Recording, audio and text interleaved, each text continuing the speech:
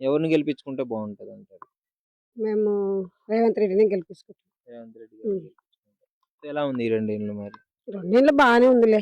మోరీలు ఉన్నాయి, నీళ్లు ఉన్నాయి. ఆ? మొత్తానికి బాగానే ఉంది. అంటే బయట కొంతమంది రేవంత్ రెడ్డి గారు నెగిటివ్ కూడా మాట్లాడుతున్నారు కదా, అనొద్దు, ఎవరిని అనొద్దు. మనం ఇచ్చిన ఎందుకు అనాలి? హామీలు ఇవ్వట్లేదు అని. అంటే ఇప్పుడు డబ్బులు వేస్తాడు 25,000 2,500 ప్రతి మహిళకి వేస్తానన్నారు. అది ఒక్కటే కదా ఆయన కూడా ఆపేసింది. ఇంకో ముందు అవుతుండొచ్చు కూడా, అది కూడా. ఆయన గొప్ప చెప్పుకోవద్దు, ఈయన గొప్ప చెప్పుకోవద్దు. అవునా?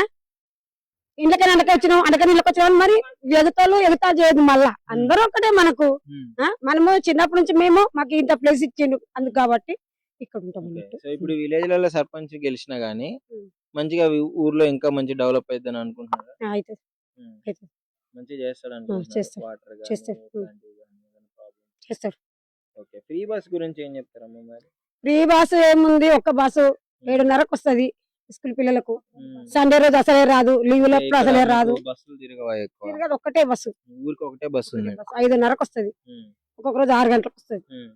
ఇంకా పోయేటప్పుడు ఎవరు ఓరు, వచ్చేటానికి పిల్లలు వస్తారు. మళ్ళా ఇలా లీవులు ఉన్నాయి అనుకో, నాడోరు బస్సు రానే రాదు. ఇప్పుడు బస్సు మంది చుట్టం వస్తాయి, పక్కన వస్తాయి, బస్ స్టాప్ లో నిలగాలి కదా, అప్పుడు ఏం కావాలి పరిస్థితి?